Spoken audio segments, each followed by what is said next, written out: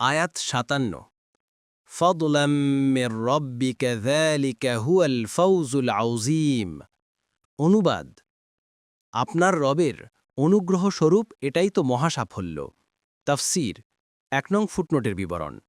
এ আয়াতে জাহান্নাম থেকে রক্ষা পাওয়া এবং জান্নাত লাভ করাকে আল্লাহ তার দয়ার ফলশ্রুতি বলে আখ্যায়িত করছেন। এর দ্বারা মানুষকে এই সত্য সম্পর্কে অবহিত করা উদ্দেশ্য যে আল্লাহর অনুগ্রহ না হওয়া পর্যন্ত কোনো ব্যক্তির ভাগ্যেই এই সফলতা আসতে পারে না। আল্লাহর অনুগ্রহ ছাড়া ব্যক্তি তার সৎকর্ম করার তৌফিক বা সামর্থ্য কিভাবে লাভ করবে? তাছাড়া ব্যক্তি দ্বারা যত উত্তম কাজই সম্পন্ন হোক না কেন, তা পূর্ণাঙ্গ এবং পূর্ণতর হতে পারে না।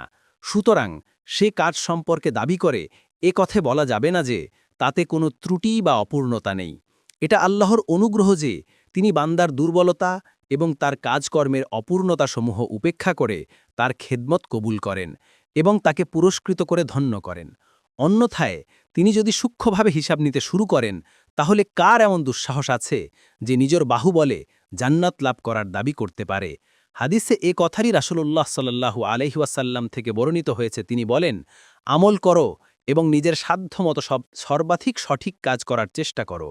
জেনে রাখো, কোনো ব্যক্তিকে শুধু তার আমল জান্নাতে প্রবেশ করাতে পারবে না। লোকেরা বলল, হে আল্লাহর রাসূল, আপনার আমলও কি পারবে না? তিনি বললেন, হ্যাঁ, আমিও শুধু আমার আমলের জোরে জান্নাতে যেতে পারব না, তবে আমার রব যদি তার রহমত দ্বারা আমাকে আচ্ছাদিত করেন।